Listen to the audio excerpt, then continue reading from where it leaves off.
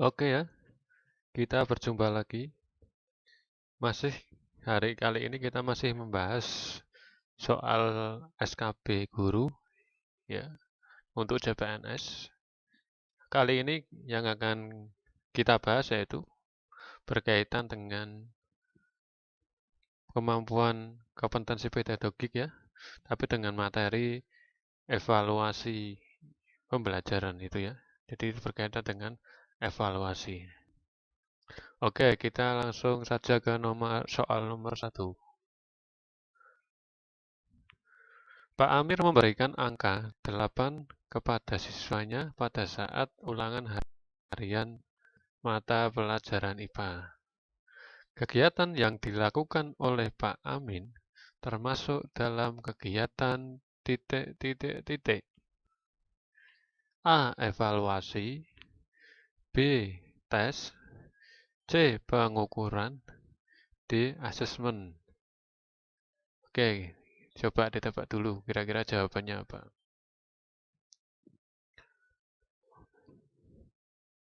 Oke ya, sudah ditebak ya. Jadi di sini adalah kegiatannya memberi angka ya. Jadi di sini Pak Amir itu memberikan angka kepada siswanya. Yaitu bagian dari apa kira-kira? Bagian dari pengukuran ya. Jadi pengukuran itu pemberian angka. Pemberian angka. Nah, guru menilai ya bisa 190 lah itu namanya adalah proses pengukuran. Oke ya. Jadi jawabannya adalah yang C.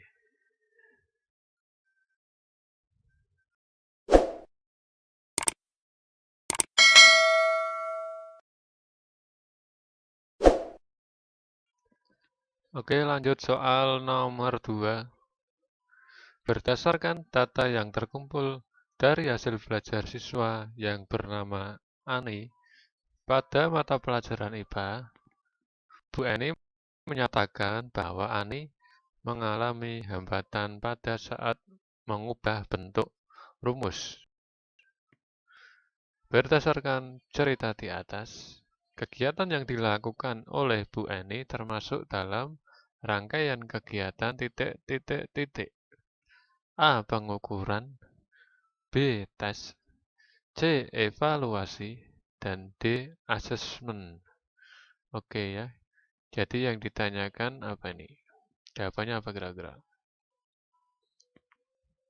Oke, yang ditanyakan adalah kegiatan yang dilakukan oleh Bu Ani ini ya. Jadi Bu Ani itu menemukan bahwa itu muridnya itu mengalami masalah di sini ya dalam hal mengubah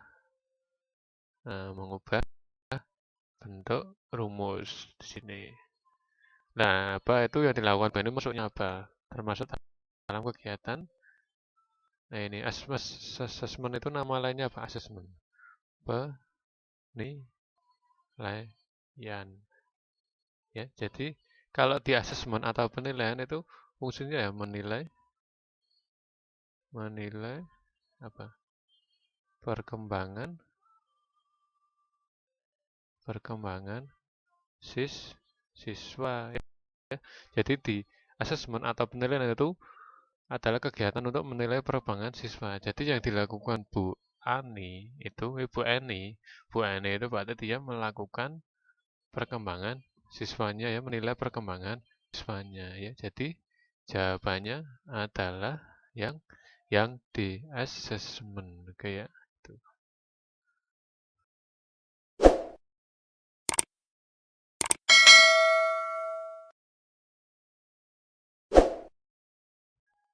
Oke, lanjut soal nomor 3 ya. Bu Sita mengumpulkan semua data dari semua bagian atau komponen yang menentukan keberhasilan program pembelajaran. Data yang terkumpul kemudian diolah dan dibandingkan dengan target yang telah direncanakan, sehingga kemudian dapat diambil kesimpulan. Kegiatan yang dilakukan Bu Sita termasuk kegiatan titik-titik-titik. A. Penilaian, B. Tes terstruktur, C. Evaluasi, dan D. Tes portofolio. Coba kira-kira jawabannya apa nih? Oke ya, dan nemu ya, dan jawab. Coba kita lihat kata kuncinya, clue-nya di sini ada itu. Menentukan keberhasilan program pembelajaran. Nah, di sini ada menentukan program pembelajaran. Keberhasilannya itu gimana ya? Jadi untuk mencari keberhasilan program pembelajaran. Jadi kalau namanya program pembelajaran ya dari awal sampai akhir ya, dan mengumpulkan semua bagian itu. Nah, di sini berarti apa ini? Yang namanya evaluasi ya. Jadi evaluasi itu untuk melihat apakah program pembelajaran yang dibuat itu sudah sesuai dengan target atau belum ya. Jadi untuk menilai suatu program pembelajaran dari awal sampai akhir itu namanya proses evaluasi ya.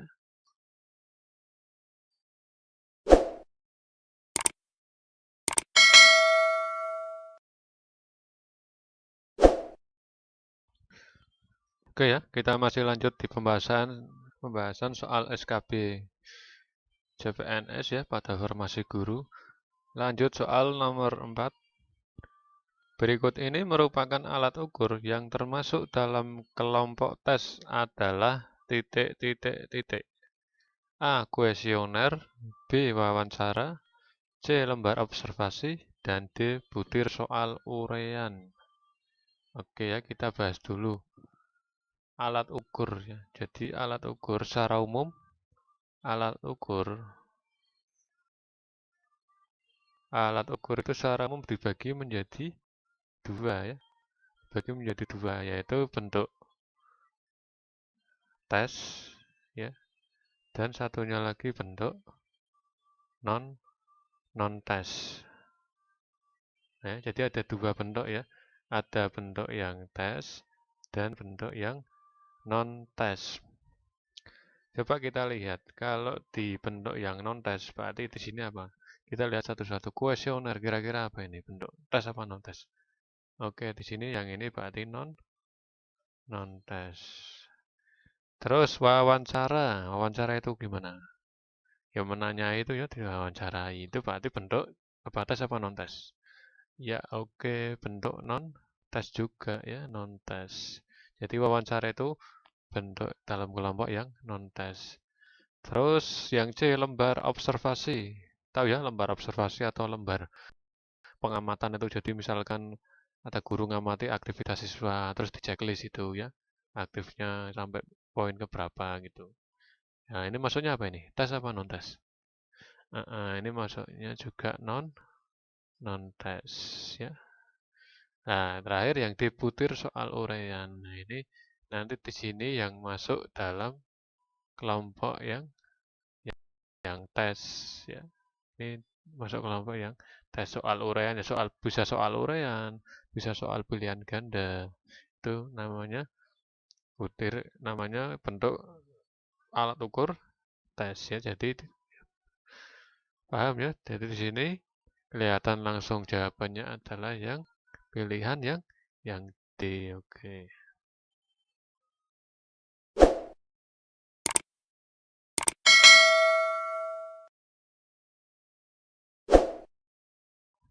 Oke, lanjut soal nomor 5 ya. Kelemahan dari tes jika dibandingkan dengan asesmen adalah titik titik titik ya. A. Hasil tes sukar diskor dengan cepat. B. Hanya mengukur sebagian kecil dari hasil belajar siswa.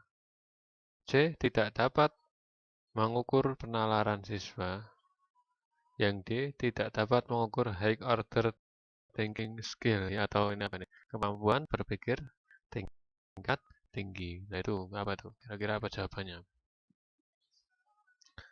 Oke ya, jadi kelemahan dari tes dibandingkan dengan asesmen adalah apa? Itu tes itu hanya bisa mengukur sebagian kecil dari hasil belajar siswa ya. Jadi kurang bisa menyeluruh, misalkan hanya kemampuan kognitifnya saja itu pakai tes. Ya, tapi kalau penilaian nanti bisa mengukur dari afektif, kognitif, dan psikomotoriknya ya, jadi menyeluruh. Jadi kalau ini kelemahan tes ya ini ya. Jadi hanya bisa mengukur sebagian kecil dari hasil belajar siswa. Tadi jawabannya yang B ya.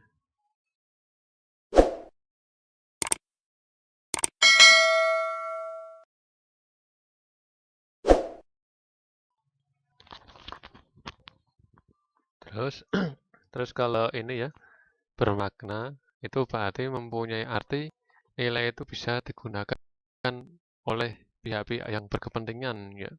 Misalkan untuk kenaikan kelas atau kelulusan, nah itu berarti bermakna. Terus kalau valid, valid itu berarti intinya apa tuh? Bisa mengukur apa yang hendak akan diukur ya. Jadi sesuai pengukurannya itu pas. Itu dikatakan valid ya. Jadi harus mengukur apa yang seharusnya diukur gitu. Jadi kalau misalkan mau mengukur proses mencangkok misalkan ya harus ada penilaian nggak hanya kognitif saja, penilaian berarti penilaian psikomotoriknya ketika dia melakukan proses mencangkoknya gitu. Maksudnya itu alat ukurnya harus sesuai. Misalkan misalkan untuk menilai proses mencangkok tapi kok makanya soal saja ya, nggak bisa, harus penilaian psikomotoriknya juga diambil ya. Penilaian unjuk kerja misalkan itu.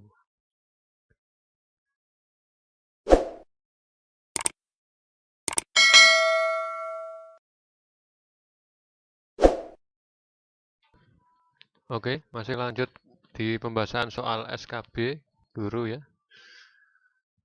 Soal nomor 6. Pada saat melakukan penilaian hasil belajar siswa pada mata pelajaran IPA, Pak Wahyu hanya menggunakan tes sebagai alat ukur untuk mengukur kompetensi siswa. Berdasarkan prinsip penilaian, penilaian yang dilakukan Pak Wahyu melanggar prinsip titik titik titik. A. Terbuka, B. Bermakna, C. Valid, D. Menyeluruh. Oke ya, jadi di sini permasalahannya ya hanya menggunakan tes ya. Padahal di penilaian harusnya ya, di penilaian harusnya itu nanti mencakup komprehensif ya, mencakup 3 ranah. Jadi ada ranah kognitif, ya, ranah afektif,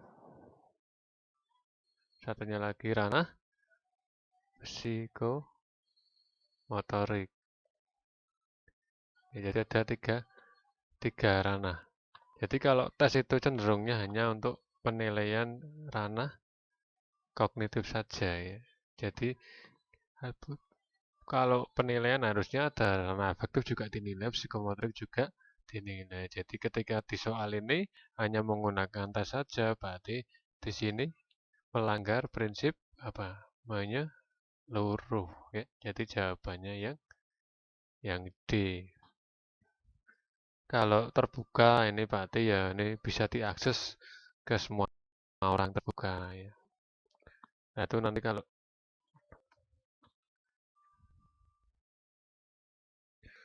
Oke, kita lanjut soal nomor 7.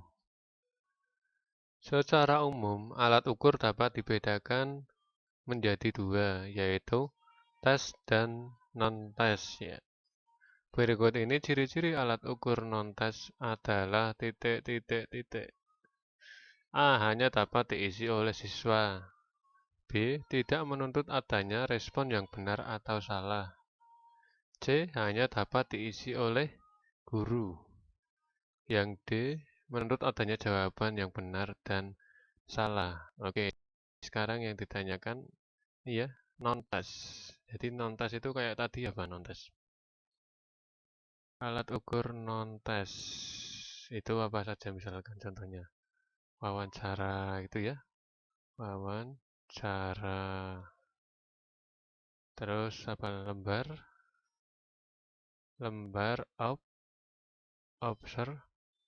observasi. Ya, misalkan ini. Jadi ada contoh ini. Alat ukur nulis ini wawancara dan lembar observasi. Kira-kira yang sesuai dengan pilihan gandanya itu apa? Misalkan hanya dapat diisi oleh siswa, ya nggak wawancara nggak hanya siswa ya. Ini misalkan wawancara guru juga bisa, wawancara kepala sekolah juga bisa. Jadi yang A salah. Yang B tidak menurut adanya respon yang benar atau salah lagi. Oke ini ya. Jadi kalau di alat non-tes itu tidak ada, intinya tidak ada istilah benar atau salah. Ya ini misalnya wawancara ya tinggal menjawab aja pertanyaannya, nggak ada salah benar. Begitu juga lembar observasi ya, tinggal mengisi sesuai dengan apa kejadian yang dilihatnya. Jadi tidak mengendaki adanya benar atau salah. Oke yang benar ya. Yang C hanya dapat diisi oleh guru, ini juga nggak bisa. Siswa juga bisa ngisi, kepala sekolah ngisi tadi.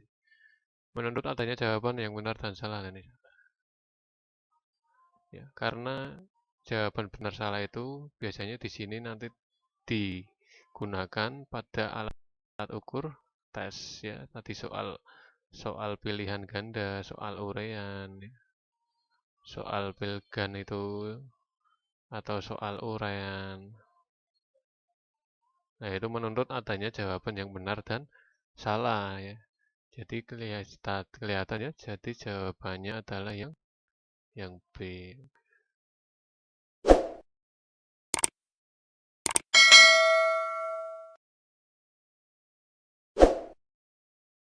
Oke ya, masih lanjut di pembahasan soal SKB, formasi guru. Lanjut soal nomor 8. Guru di suatu sekolah ingin mengetahui kesulitan belajar yang dialami siswanya. Kegiatan yang dapat dilakukan guru adalah melakukan titik-titik-titik. A. Post-test, B. Pre-test, C. Diagnostic test, dan D. Formative test. Nah ini ya, kira-kira apa ini jawabannya? Untuk mengetahui kesulitan belajar siswanya ya. Jadi untuk mengetahui kesulitannya itu pakainya harusnya pakai diagnosis test ya. Jadi tes diagnosa untuk ibaratnya dokter itu diagnosa untuk mendiagnosa adanya kelainan atau apa. Itu juga begitu juga di siswa. Jadi ada model tes diagnostik ya untuk mengetahui kesulitan belajar siswanya. Kalau pretest dan posttest itu nanti digunakan misalkan untuk mengetahui efektivitas suatu metode atau model pembelajaran ya. Jadi sebelum perlakuan model pembelajaran itu pretest dilakukan pretest dulu. Setelah itu diberi perlakuan model pembelajaran, setelah itu dilakukanlah post-test. Nah, nanti dibandingkan ya nilai pretest dan post-test, apakah ada peningkatan apa tidak itu gitu ya. Jadi pretest dan post-test. Kalau formative test itu bisa untuk mengevaluasi ya proses pembelajaran yang terjadi.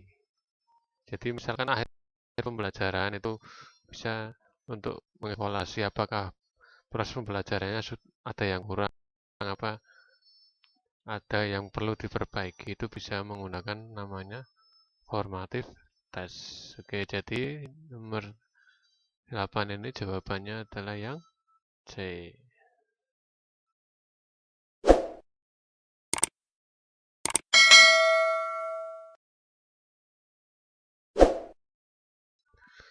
Oke ya, lanjut soal nomor 9. Pak Andi melakukan tes formatif pada hari ini di kelas 7A. Hasil tes formatif tersebut dapat dimanfaatkan untuk titik-titik-titik. A. Menemukan kelemahan siswa. C. Memperbaiki program pembelajaran. Dan D. Memperbaiki kelemahan guru. Oke ya. Ini yang ditanyakan adalah tes formatif. Ya, tes formatif. Tes formatif sendiri itu dilakukan tidak untuk menilai siswa ya. Jadi nanti di situ proses tesnya tidak untuk memberikan nilai pada siswa. Tapi tujuannya untuk apa sebenarnya? Tes formatif itu di sini untuk memperbaiki program pembelajaran, itu tes formatif. Nah, kalau tes yang untuk menilai siswa satunya lagi itu ada namanya tes sumatif. Ya, tes sumatif. Itu perbedaannya antara tes sumatif dan formatif. Jadi kalau tujuan utama tes sumatif yaitu untuk menilai keberhasilan siswa ya. Jadi di sini tujuannya itu untuk menilai